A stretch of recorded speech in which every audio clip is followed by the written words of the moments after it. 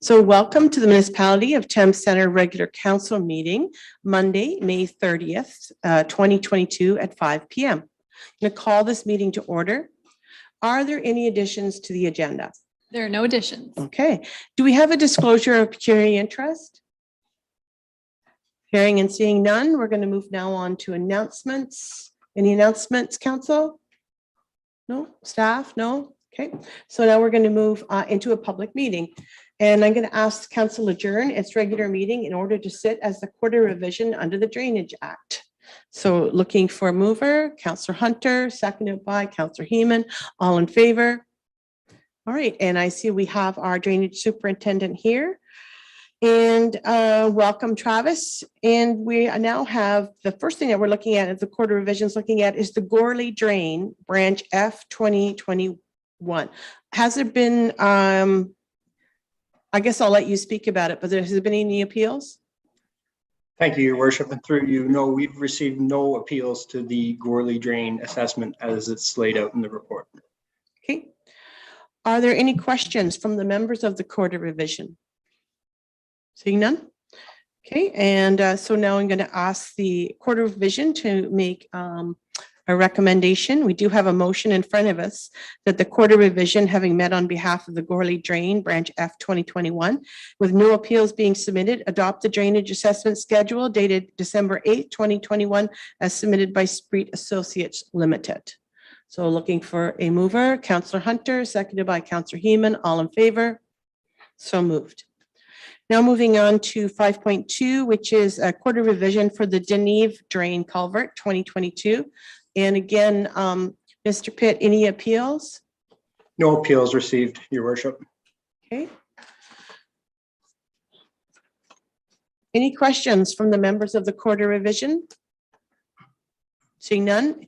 Okay, and now we're going to decide. We have a motion in front of us that the quarter revision, having met on behalf of the Deneve Drain Culvert 2022 and with no appeals being submitted, adopt the drainage assessment schedule dated February 25th, 2022, as submitted by Spreet Associates Limited. Mover, Councillor Heeman, seconded by Deputy Mayor Elliott. All in favor?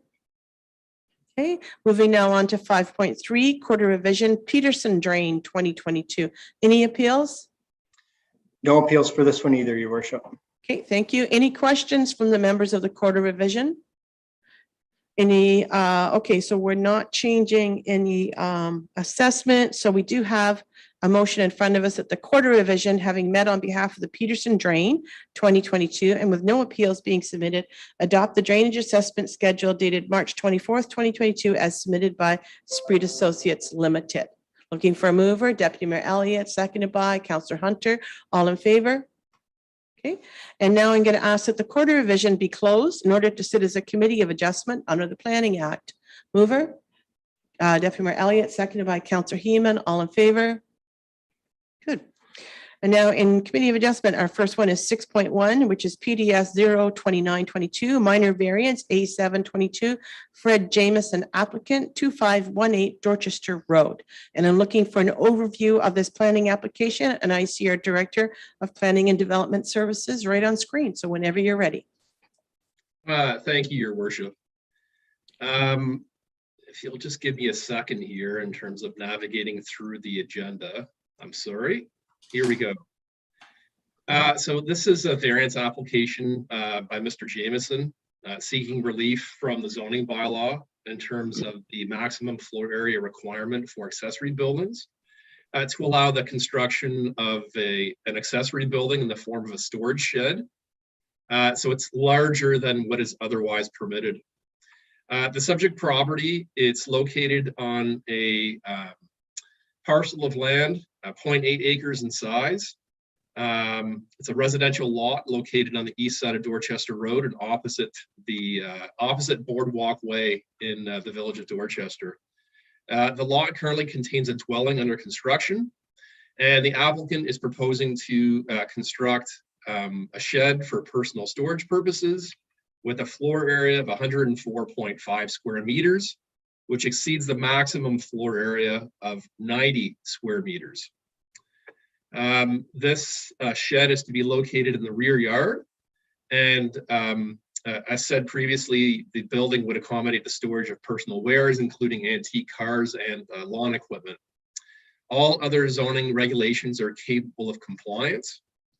And also in terms of background, Your Worship, this property is designated residential under the official plan, and it's also zoned residential R1 and also regulated under the Conservation Authorities Act. I've conducted my analysis, Your Worship, as outlined in my report, and I'm satisfied that the 4 tests under the Planning Act have been met. In terms of agency comments, there were no issues identified in the circulation of the application. One specific comment worth noting that the Upper Thames River Conservation Authority, they indicated no objection and also confirmed that an environmental impact study will not be required for the proposed use. And also they also confirmed that a Section 28 permit will not be required. In terms of public comments, no responses received to date, Your Worship. So it is my recommendation that the application be approved for minor variance, subject to the reasons outlined in my report. I'm here to answer any questions. Thank you. Okay, thank you. Do we have the applicant on line, Alan? No, Your Worship, but we do have a member of public. Okay, perfect.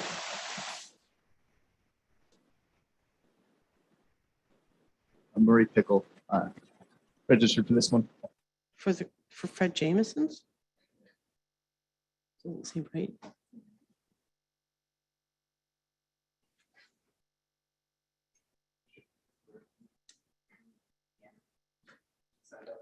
Okay, well, we'll find out.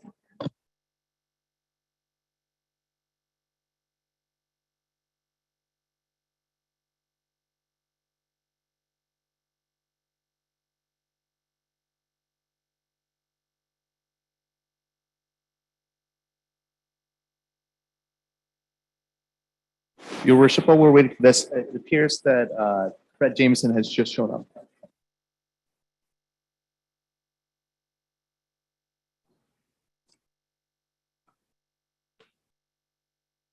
This will be audio only. Okay.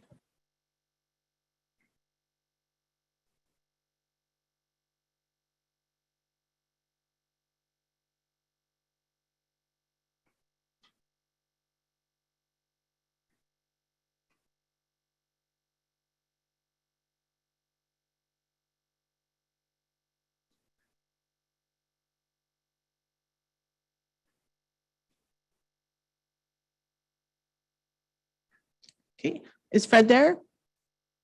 Yeah, he is here. My computer's gone down, so I have to use my telephone. I'm sorry about that. Oh, no worries. So Fred, we had Mark give us an overview of the application. Do you have any additional information to add? No, I do not. Whatever was contained in that is pretty much everything that I have to give in terms of where, how, and the size that's being built, and what have you. Okay, perfect. Any other comments? No, that is good, dear. Okay, thank you. All right, Alan, do we have somebody else? Your Worship, Murray Pickle has not accepted the promotion. I think that he might meant to sign up for another part of the meeting. All right, so we have no questions from the public then. Any questions from our committee members? No, seeing none, then we have a recommended motion in front of us that the application for minor variance A722 submitted by Fred Jameson to permit relief from the Thames Center zoning bylaw in relation to maximum floor area requirements to facilitate the construction of an accessory building with a floor area of 104.5 square meters on a property known municipality as 2518 Dorchester be approved, and the reasons are listed below. So looking for a mover? Councillor Hunter, seconded by Deputy Mayor Elliott. All in favor? So carried. Now I have a motion that the Committee of Adjustment adjourn and reconvene as a public meeting under the Planning Act. Looking for a mover? Deputy Mayor Elliott, seconded by Councillor Heeman. All in favor? Okay, and now moving into the public meeting, 7.1 PDS 03022, consent application B622 and zoning bylaw amendment application Z822, Philippa Lubin of 286 King Street, Thorndale. And Mr. Bancroft is ready to give us an overview. Thank you, Your Worship. So the purpose and effect of the consent and rezoning application before us is to create a vacant parcel of land to facilitate residential development, along with residential redevelopment opportunities. The subject property is just under half an acre in size. And it's situated on the north side of King Street and west of Fairview Road in the village of Thorndale. The property contains a single detached dwelling along with a detached garage. And the dwelling is serviced by a private well and septic system, although full municipal services are available at the property line. So that's, of course, piped municipal water along with a sanitary sewer across the frontage of the lands. Excuse me. The applicant is proposing to convey a vacant parcel of land having an area of approximately 14.6 meters along King Street and an area of approximately 766 square meters, which is 0.2 of an acre, to facilitate the creation of a residential lot. And the lands to be retained, or the balance of the property, they contain the single detached dwelling and detached garage. It would have a frontage of 15.5 meters and an area of 812 square meters. In terms of rezoning, the applicant is proposing to rezone the lot to be severed to a site-specific R2 category to allow for a wider range of residential uses, including a single semi-detached or duplex dwelling, and to recognize a reduced frontage of 14.6 meters compared to the minimum standard of 20 meters. And to also permit a second dwelling unit within an accessory building, which is otherwise not permitted. The applicant is also proposing to rezone the lot to be retained to a site-specific R1 category to permit a single detached dwelling and a converted dwelling. So this would allow the conversion of the existing house into a 2-unit dwelling, as well as allowing a second unit within an accessory building, which is otherwise not permitted. The lands are designated residential under the official plan and they're zoned R1 for residential purposes. I've conducted my analysis, Your Worship, as outlined in my report, and the provincial policy statement, the county official plan, and the Thames Centre official plan, they all encourage intensification in settlement areas on municipal services, provided that the development is compatible with the surrounding area and it represents an orderly and efficient use of land and infrastructure. So with surrounding land uses consisting primarily of residential uses and full municipal services now being available along King Street, these policies have been satisfied or they're capable of being satisfied through conditions of consent. And also the Thames Centre official plan, it encourages a broad range of housing types, including second units. And this proposal would fall in line with that policy direction. Also, Your Worship, the official plan allows for a criteria when considering severances. And I'm satisfied that that criteria has been met or it's capable of being addressed through conditions of consent as outlined in my report. At the same time, Your Worship, there's also criteria that council should consider when approving a zoning bylaw amendment. And those are all noted in my report in that those, the criteria has been addressed or it's capable of being addressed as conditions of consent or at the building permit stage. So in all, I am satisfied that this proposal is consistent with the provincial policy statement and in conformity with the county and Thames Centre official plans. In terms of the agency circulation, there's a couple of issues to note. The county engineer, he has requested that the owner be required to dedicate lands up to 15 meters from the center line of construction of County Road 28 across the severed and retained parcels to the county for the purposes of road widening if the right-of-way is not already to that width. So that request by the county engineer, your worship, it is noted as a recommended condition of consent. Other issues that were noted, our Director of Public Works, he's noted that the existing dwelling is not connected to municipal water, but rather serviced by a private well. And the dwelling should be connected to municipal water, and the private well should be formally decommissioned with the record forwarded to the municipality. The existing dwelling is also serviced by a private septic system, which should be decommissioned and replaced with a connection to the municipal sewage system. So those requests by the Director of Public Works, they are also noted as recommended conditions of consent. And along the same lines, the chief building official has also noted the need to decommission the septic system and to have the house connected to municipal water and sanitary sewers. It's important to note that the existing septic system is actually situated on the lot to be severed. So it's extremely important that this be rectified with decommissioning of the septic and connection to the sanitary sewer. Also, a note that the existing deck adjacent to the existing house needs to be removed completely or cut back to comply with the zoning requirements to the new property line, subject to a building permit, considering the deck actually encroaches into the lot to be severed.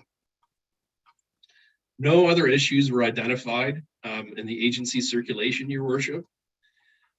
From members of the public, we did receive some written submissions, and those are included as part of the council agenda. And I just want to briefly mention, we've got comments from Lisa Harrigan, who is not supportive of the zoning bylaw amendment. We also have comments provided by John Brideau and Deb Gilbo, also expressing concern, and also from Myrna and Dave Young. And in terms of those concerns that are raised, collectively, we've got concerns about devaluation of property, loss of privacy, inadequate parking, a concern over aesthetics due to the possible loss of mature trees, additional noise impacts, proximity of buildings, and that pretty much sums it up. So I have considered those comments, your worship, and based on the policy direction that is offered by the official plan, you know, with this property being on King Street, which is an arterial county road, it acts as the, you know, the main thoroughfare through Thorndale. Actually, it is the only thoroughfare going east-west. But there are no compelling planning reasons, your worship, in my opinion, why this proposal should not be approved. So it's my recommendation that the consent application be approved, subject to the conditions that are noted, 13 conditions altogether, and also based on the reasons outlined in my report. And then also that the zoning bylaw amendment be approved, and that I be given direction to prepare the necessary amendment for council's consideration once a deposited reference plan has been received. Those are my comments, your worship. I'm here to answer any questions. Thank you. Okay, thank you. So do we have, Alan, do we have the applicant or the agent available? Yes, your worship, Philippa Lubin.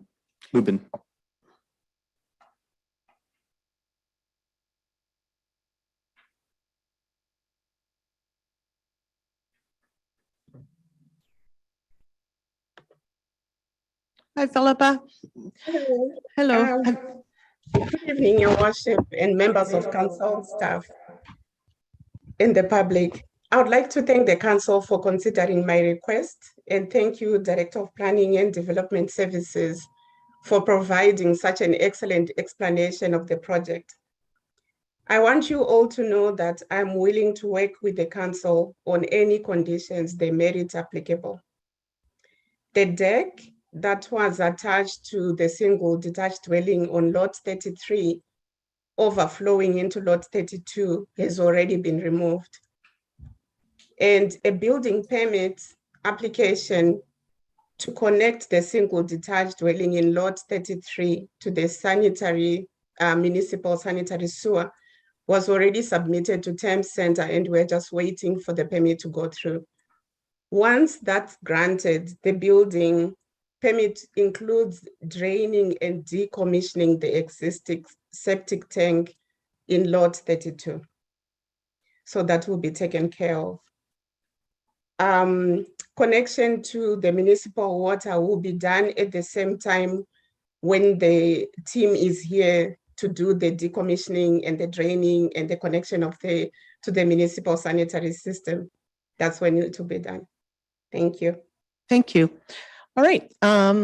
So that's great. That sounds like all the information. Are there any members of the public, Alan? Yes, Your Worship, I'm bringing in Norm Stevens. Okay, thank you.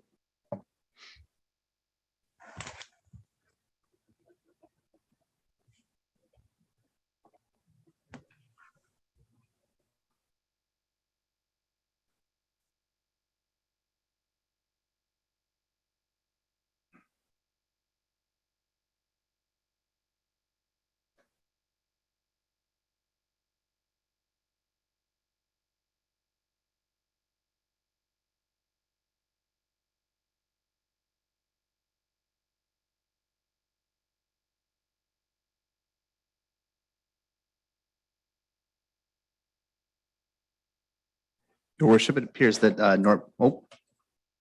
Norm might actually be coming in now.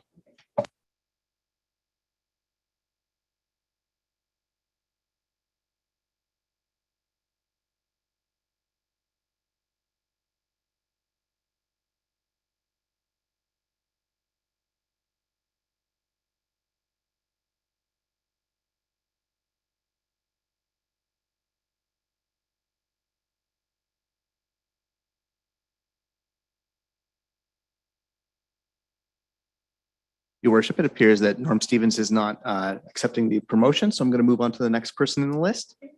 That is going to be Jim Barber.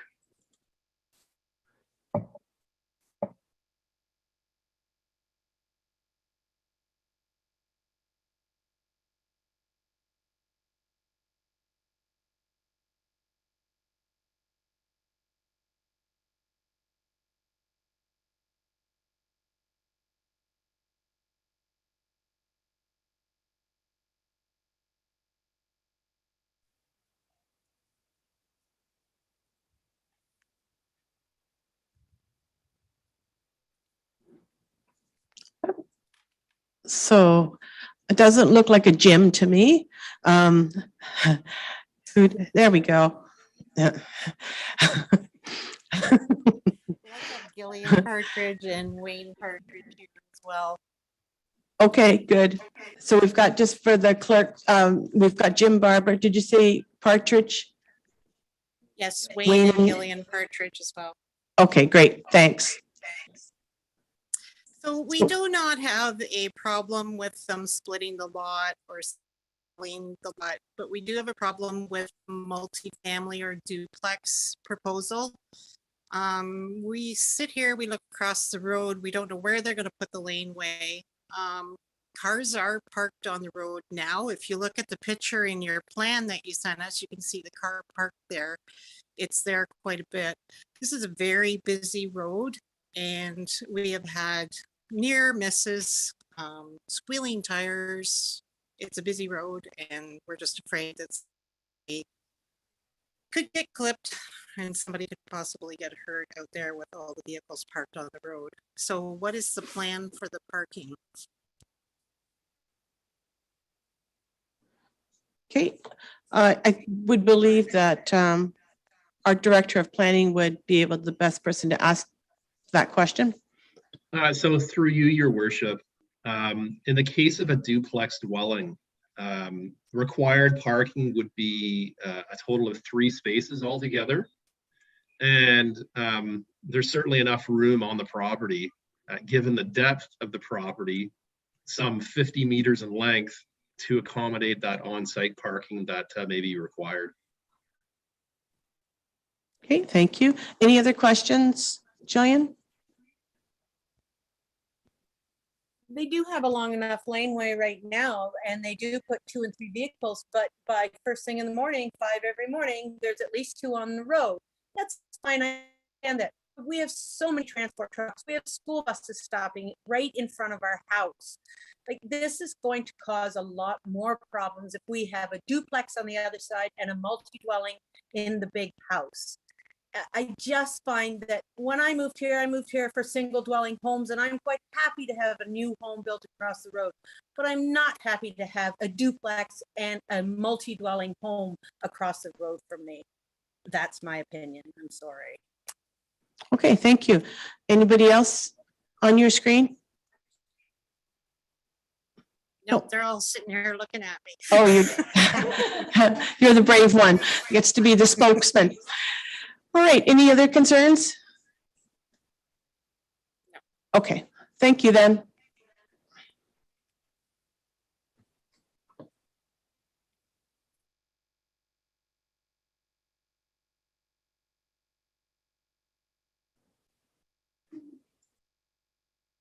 Your worship, our next person will be Leon Parker.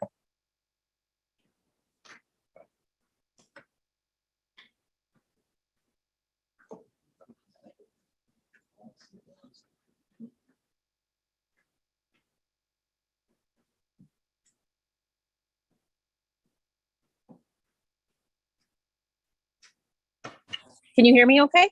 Yep, perfectly. So Perfect. whenever you're ready. I think my husband and I are at 276 King Street. And just as we were just chatting about parking, it seems to be one of our biggest concerns. But we definitely support Severance and infill. the severance. We understand that that meets the provincial requirements. But again, having a multi-family dwelling in multiple spaces on our street was not something that we look forward to. Again, we moved into a single home residential area and would like to do our best to keep it that way. As the new developments, there's much new developments in Thorndale, and they support different types of housing. And so, you know, our opinion would be that we'd like to leave it single family dwellings. Okay, any other comments?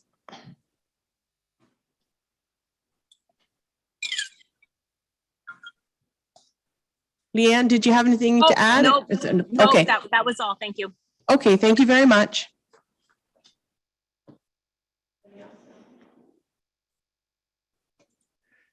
Your worship, Debbie Gilbo.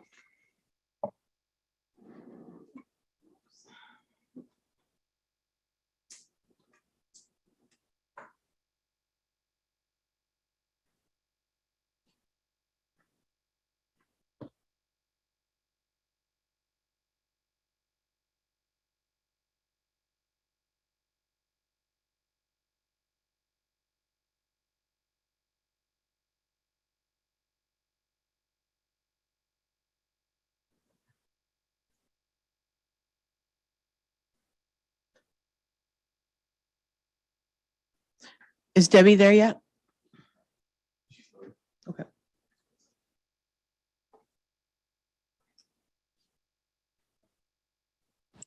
Hello, can you hear me? Hello? Yep, perfectly. Yep, you're good. Oh, there we go. Sorry about that. That's okay. Hi, this is Debbie Gilbo speaking. I'm at 280 King Street, right beside that where the changes will be happening. I too, like the rest of my my neighbors, have the same concern with the parking. And the other concern is, Mr. Bankoff said 3 parking spots. So if we just quickly do the math, and there's a duplex that goes in, plus Felipe's home becomes a duplex, and the access building in the back becomes a unit up there, that's 1, 2, 3, 4, right? potentially then adding in that people have 2 vehicles. So where do you think those are going to end up? They're going to end up on the road. It's going to be, and that is one of our major concerns. The other concern that we have, because we are directly beside it, is that our privacy and the mature trees that are there, developers going to come in, they're going to rip all that out. We're losing mature trees. And, so the value of our home and our enjoyment and our privacy will be lost. And you can rest assured that not only do those cars are always parked in front of that address, and as the Barber household said, and the Partridge said, there's always people, always cars parked there. We're always trying to navigate to get out of our driveway, which is a whole different ballgame in terms of speeding. But you add in that, then they're going to be parking in front of my house then, because there's not enough room there to put all those extra ones. I get the municipal mandate now for compact living, but, greed and everything else that gets thrown into the mix. But same thing, I came out to Thorndale to live in a semi-rural environment with single family dwellings. And now we're going to get high end, and who knows? And are they going to be owner occupied? Are they going to be residential owner occupied or rentals? And rentals, once again, we can't ignore the fact that when rentals come in, their care and attention to their living space is not like us as homeowners. And all our homes around us are all beautifully maintained and taken care of. And that's another concern of ours, that if you have multi-dwellings there, semi-detached, and then a multi-dwelling in the existing home, it's going to be rentals.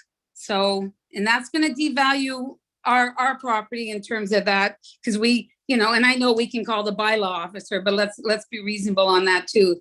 That will be, a make-work program on an ongoing basis. Plus the density, that's a lot in a small area of land. Okay, any other comments? Other than the fact that I'm living, but other than that, and very disappointed. I get it that Mr. Bancroft is certainly following all the mandates and all the municipal laws and stuff about severing land and such, and I understand all of that. But come and live next door and then see how you think about the density and the and especially as the Partridge Barber family said, and the Parkers, the traffic alone trying to get out of our house, our homes as it is, with the parking that goes on the road always is going to be tenfold worse. All right. Okay. Thank you. So I think if you've done with your comments, then we're going to move on to the next person. Oh, sorry. Yes, absolutely. Okay. Thank you. Thank you.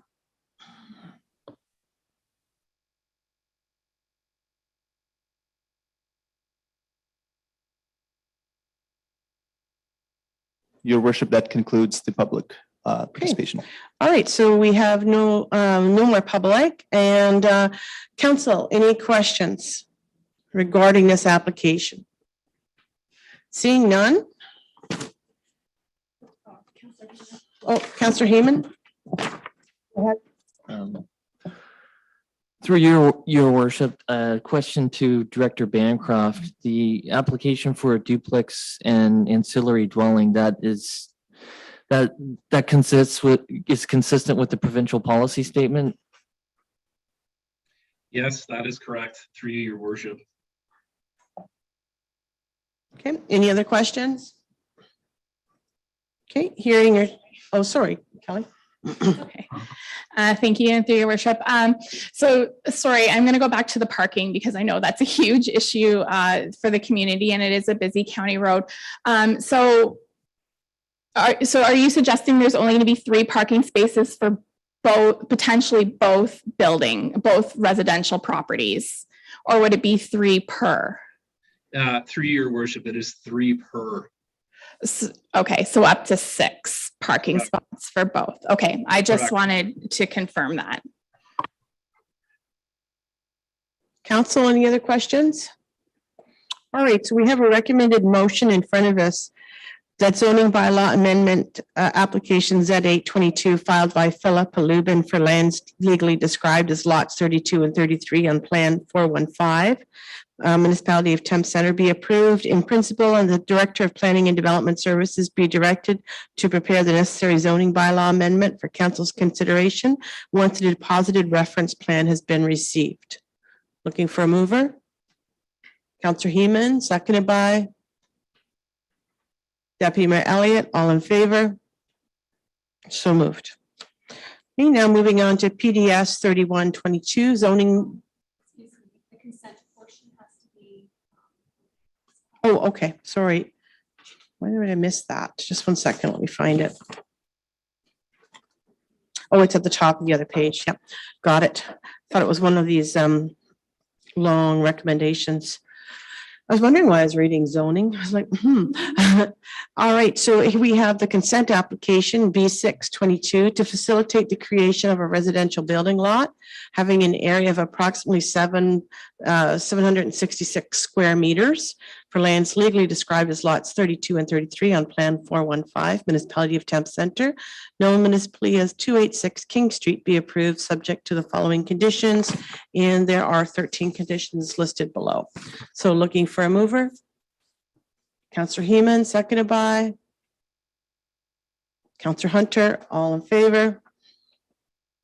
All right, now moving on to 7.2, PDS 3122, zoning bylaw amendment application Z1122, and that is 4529 Putnam Road on Crampton. So, Mr. Bancroft, the floor is yours. Thank you, Your Worship. So the purpose and effect of this rezoning application is to rezone a portion of the subject lands known as Crampton Park along Putnam Road to a site-specific hamlet residential zone to allow a residential development of the land and to permit a reduced setback of 5 meters from the center line of a municipal drain compared to the existing standard of 10 meters. So the subject property, it is part of Crampton Park, having an area of about 1.3 acres. And these lands are situated on the west side of Putnam Road and south of Crampton Drive in the hamlet of Crampton. The lands have a frontage of approximately 72 meters along Putnam Road, and they're affected by 2 municipal drains, the Longfield and Crampton drains, which are in the form of subsurface drainage tiles which bisect this property. These lands were declared surplus to the needs of the municipality and subject to the procedures outlined in our bylaw authorizing the disposal of surplus lands. So these lands are to be sold as a proposed residential building lot, and private servicing is required since there's no municipal services in the area. And following council's direction, we've got before us a proposed site-specific hamlet residential zone to allow a residential development of the lands, and the balance of the property, it would remain as a municipal park and zoned open space. The lands that are subject to this rezoning, they are designated hamlet under the official plan, and they're also zoned for open space purposes. I've conducted my analysis, Your Worship, as outlined in my report, and the provincial policy statement, the county official plan, and the Thames Center official plan. They all encourage infilling in settlement areas, including hamlet areas, provided that the development is compatible with the area and it represents orderly and efficient land use, and that the lands are capable of being privately serviced. So I'm satisfied that that policy direction has been met, or it's capable of being met through conditions of consent. Also, as outlined in our official plan, there's criteria that we need to have regard for to consider a zoning bylaw amendment. And those criteria, they have been addressed. they have been addressed altogether based on, in particular, an assessment that was done by Boss Engineering, confirming the adequacy of the site to accommodate private servicing.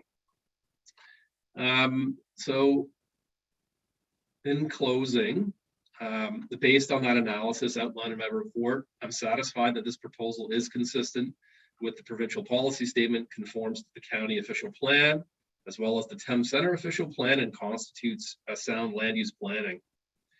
In terms of the agency circulation of the application, there were no issues identified, Your Worship. In terms of public comments received, we did receive a letter from the abutting property owner to the south at 4557 Putnam Road. That would be Robert and Patricia Smale. And through that written submission, they've got concerns, not necessarily relative to the change in land use contemplated by this rezoning, but more so in terms of the boundary of the location of the mutual lot line between their property and the municipal property to the north, where they feel that there's a discrepancy in that the mutual lot line, in their opinion, has always coincided with a tree line. And I have advised Ms. Smale that the mutual lot line between her property and the municipality's lands has been confirmed, considering that her lands are subject to a reference plan, which is part 1 on plan 33R-2530, which confirms the limits of her property. And I've assured Ms. Smale that when the survey work gets conducted for these lands that are to be rezoned, that the survey will honor the existing survey bars that are located along the mutual lot line, and that they will not be subject to change. So going back to my recommendation and as outlined in my report, that the rezoning be approved in principle, and that I be directed to prepare the necessary amendment for council's consideration once we've received a deposited reference plan. If there's any questions, I'm here to answer those, Your Worship. Thank you. Okay, thank you. Alan, anybody from the public on? Yes, Your Worship. We have a Don Smale. Okay. He's coming in on audio only.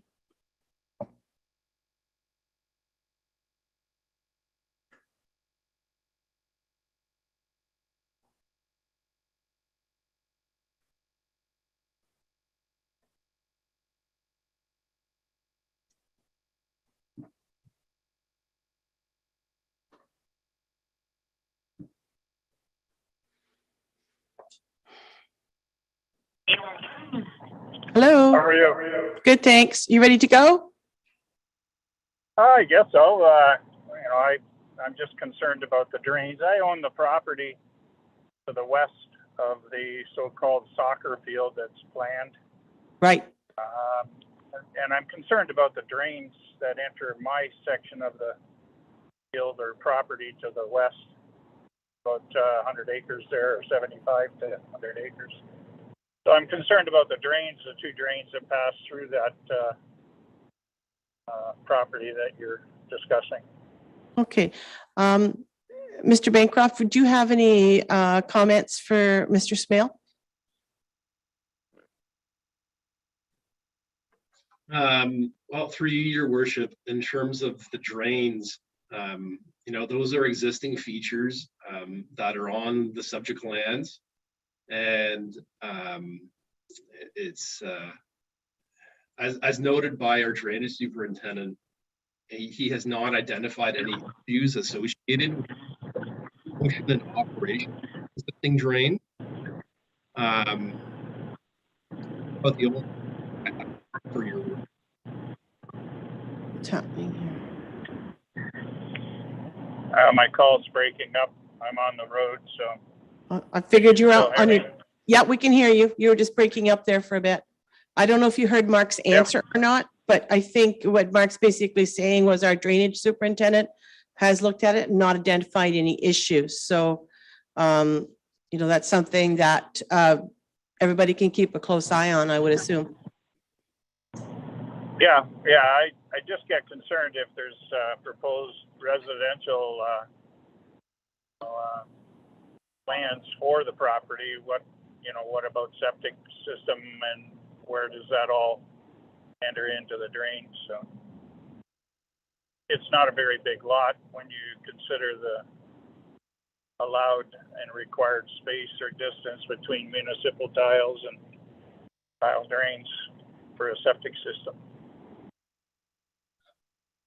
Okay, Mr. Bancroft, did you hear everything? Yeah, I did. And your worship, if I could, I can elaborate on a couple of points. Sure. So Mr. Smale, we were certainly aware of the constraints associated with by virtue of drains in terms of impacting perhaps the ability to plot a proper building envelope on this property. Not only the building envelope, but also the ability to service it privately with a well and a septic system.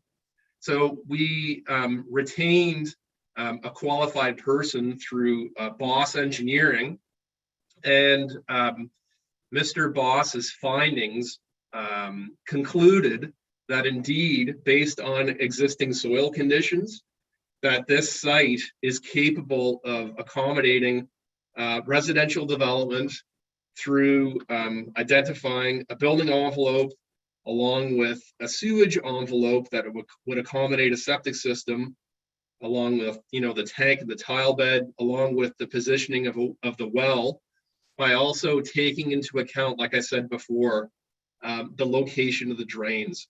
So we did that at the onset to make sure that we weren't wasting our time in terms of rezoning lands that could otherwise not be developed. So in all, the municipality has exercised its due diligence here. Thank you, Your Worship. Okay, thank you. Mr. Smale, any other comments? Your Worship, I had to mute the gentleman for a moment so the Mark's audio would be able to go through. Okay. So he'll be coming in 1 second. Okay.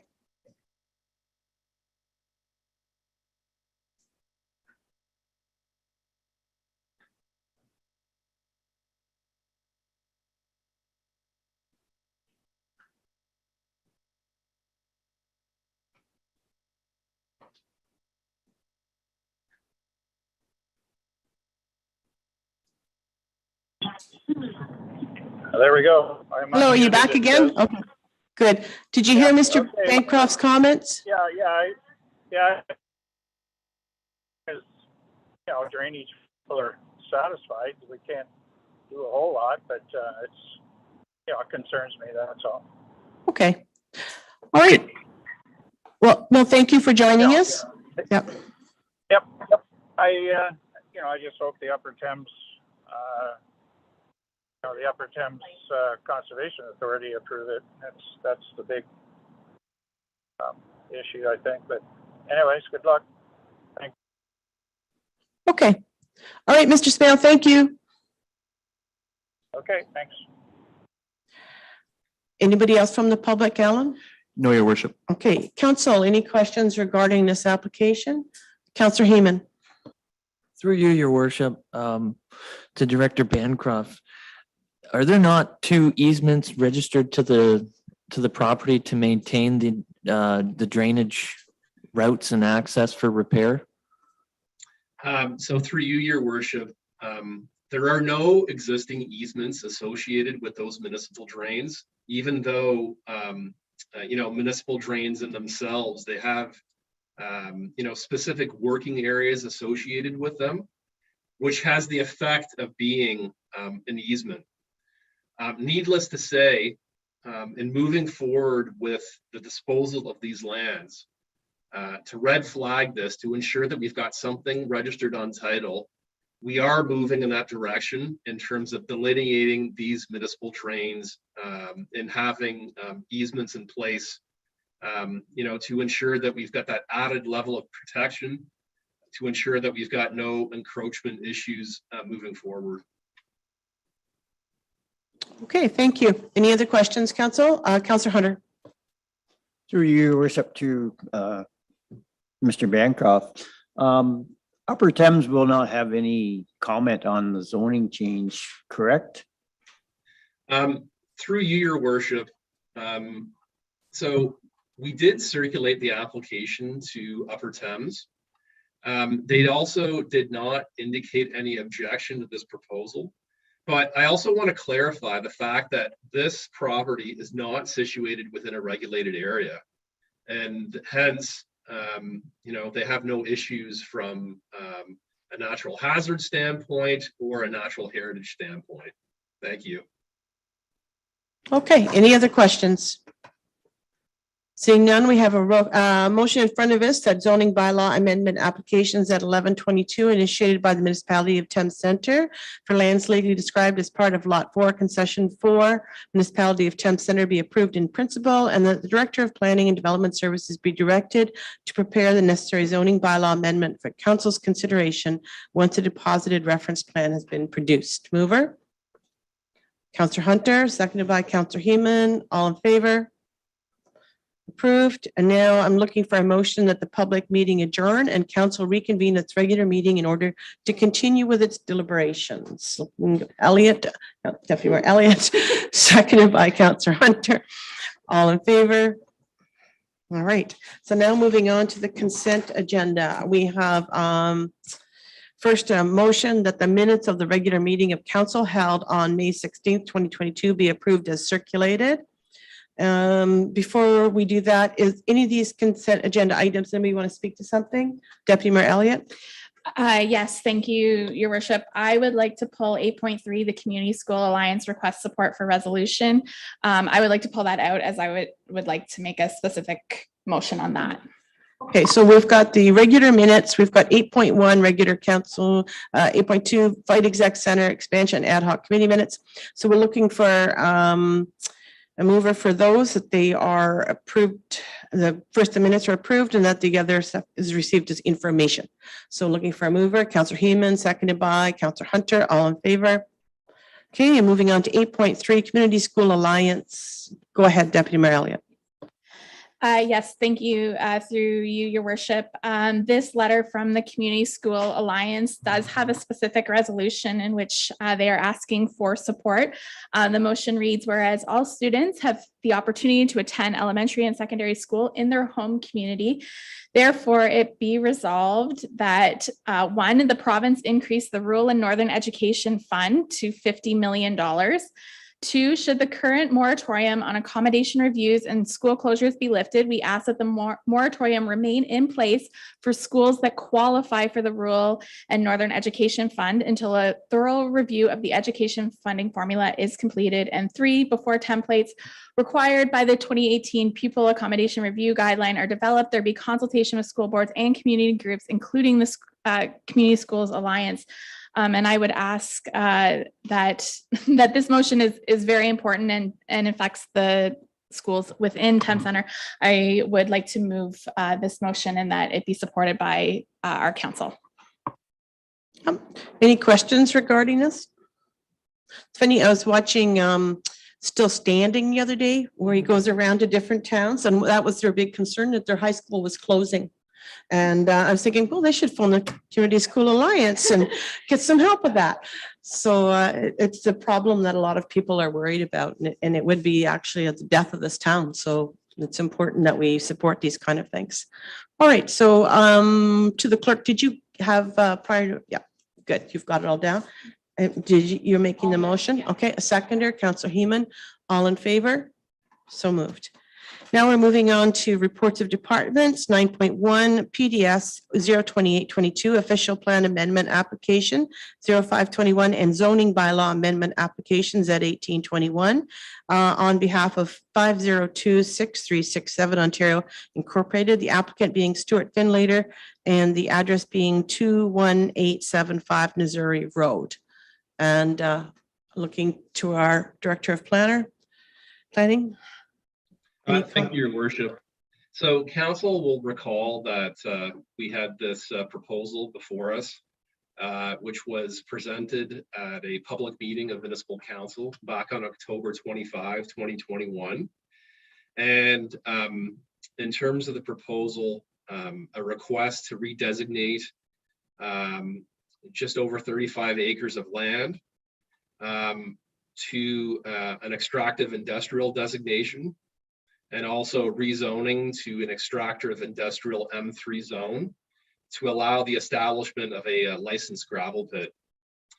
And the applicant is proposing to establish this aggregate operation subject to licensing from the province. And the need for these planning approvals, since the current designation and zoning does not allow for the proposed use. The subject property, it is an 87.5 acre farm as a whole, which is located on the west side of Missouri Road and on the north side of Thorndale Road. These lands are designated agricultural protection area, and they're zoned agricultural along with environmental protection. The site that is proposed to be licensed for aggregate extraction would be just over 35 acres in size, and it would be along the Thorndale Road frontage of the subject lands. I'm just going to go very high level, Your Worship, in terms of describing the proposal. A request to allow for extraction of sand and gravel above the established water table. Estimated aggregate volumes of 1 million tons, and the lifespan of the pit is expected to last about 3 to 5 years, depending on market conditions, considering the proposed annual tonnage limit of 300,000 tons. In support of this proposal, there were a number of studies submitted by qualified persons related to hydrogeology or groundwater, natural environment, dealing with neighboring woodlots and that sort of thing, also noise impacts, as well as archaeology. There was also a planning justification report prepared. Regarding the hydrogeology or groundwater study and natural environment, as well as noise impacts, those were subject to a peer review as required by the municipality, and those findings are located in my report.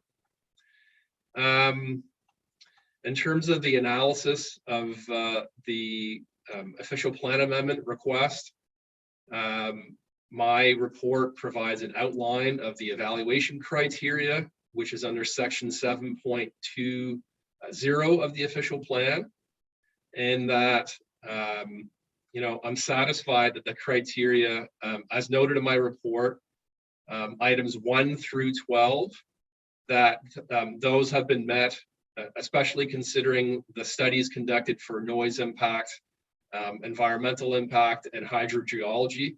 They have been peer reviewed and accepted.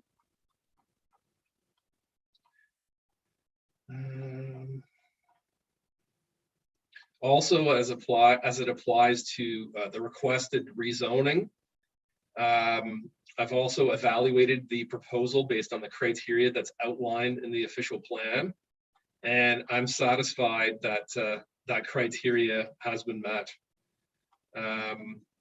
So in all, this proposal is consistent with the provincial policy statement, conforms to the County of Middlesex official plan, and constitutes a sound land use planning. In terms of the agency comments, there were no issues identified in the agency circulation of the application. In terms of public comments, we did receive a number of concerns, and I'm just going to quickly mention the names of those individuals that did participate. So we've got Darlene Brisbane, Jamie Lynn Chant, Susan Chant, Vera and Carol Derpiensky, Brenda Elgie, Sasha Gurdon, James and Liz Iglesias, Matt Marsh, Ben and Jessica Pinet, Lee Ann McIver, Janine and Andrew Polton, Shane and Christine Will, and also a submission from the Thorndale residents against the Elliott gravel pit. So collectively, in terms of all the concerns that were raised, the issues can be summarized to include inappropriate site given the proximity of Thorndale, concerns including traffic, air quality, noise, dust, groundwater, environmental, agricultural impacts, and decreasing property values. Effectiveness of agricultural rehabilitation questioned. Also increase in property taxes due to heavy traffic and associated road maintenance costs. And also a lack of proper notice in the circulation of this proposal. So in response to those concerns that were raised, as I mentioned before, Your Worship, studies related to hydrogeology, natural environment, and noise impact were undertaken in support of this proposal and subject to peer reviews, which ultimately has resulted in the findings being acceptable. The concerns raised by the public have been generally addressed by the studies, including the recommended mitigation measures, which are incorporated into the design of the proposed pit operation and site rehabilitation to be implemented through the Aggregate Resource Act licensing process. Also included as mitigation measures on the operational plans is the application of water or calcium chloride to mitigate dust impacts. And lastly, I can confirm, Your Worship, that proper notification was provided in accordance with the Planning Act. So it's my recommendation, Your Worship, that the official plan amendment be adopted in principle and that the implementing bylaw be forwarded to Council for consideration of adoption at the next regular meeting, and then subsequently forwarded to Middlesex County for consideration of approval.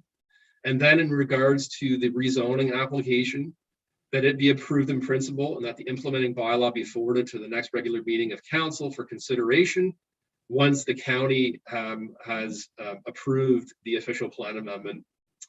That is my submission for you this evening, Your Worship. I'm here to answer any questions. Thank you. Okay, thank you, Mr. Bancroft. And I do think it's worthwhile to note the residents that came forward in the public meeting. I think that when we have people that are interested in what's going on in their area, in their village, and they want to work together, I think that's admirable. And it's certainly not something that council takes lightly when we have these type of applications in front of us.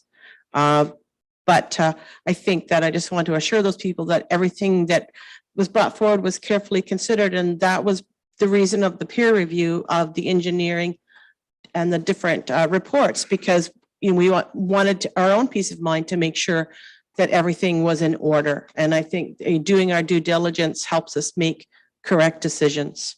So I'm going to ask Council if anybody else has any comments. Deputy Mayor Elliott, go ahead. Yes, thank you. And through you, Your Worship. A resident sent a few of us council members an email over the weekend, and the subject line was, "You have the voice and decision power." And frankly, it's somewhat flattering that people think that we do have this much power, especially when it comes to mining a natural resource that the province puts such a high priority on. Do what you will with this information, but the current Ministry of Natural Resources and Forestry will not meet with municipal leaders from the top aggregate producing municipalities of Ontario unless members of OSSGA, the aggregates industry's own advocacy organization, is present. In an application like this, we're governed through various bills, acts at the provincial level with lots of political power that does not belong to us behind it. Let's also make it very clear the decision of council tonight does not determine whether or not the pit opens. It's simply a checkbox on a long list of items, and the province is the one that issues the license and determines whether or not they open. It's been well known since the province did mapping back in the 70s to pinpoint where aggregate was located across the province that this farm had aggregate in it and eventually would require that aggregate to come out. It should also be pointed out that back in 2019, a report came to council from the then Director of Community Services, Mike Henry, that asked to consider the possibility of a land swap that would see the baseball diamonds and soccer fields moved to this farm away from the fairgrounds by the landowner, who are not the current applicants. We specifically pointed out at that time that municipal recreation space is the one exemption to aggregate being required to be removed before being developed, and this would be a loophole in this pit not having to be opened. However, this did not receive public support, to say the least, and needless to say, this didn't go anywhere. The Aggregate Act very clearly states and lays out reasons that municipalities must prove in order to turn down a zoning or planning application. And this application, as Mayor Warwick said, we did our due diligence and took the extra step that was required and asked for peer-reviewed studies of the applicant's studies to ensure that they were accurate. At the end of the day, they did not raise any red flags of any inaccuracies or raise any concerns that would make us question this application. Furthermore, I had shared all of this information with a local Western University geography professor who specializes in aggregate, and I know a local resident also sought out his opinion as well, and his study of the application led to similar, if not the same, conclusions as both the studies and peer review.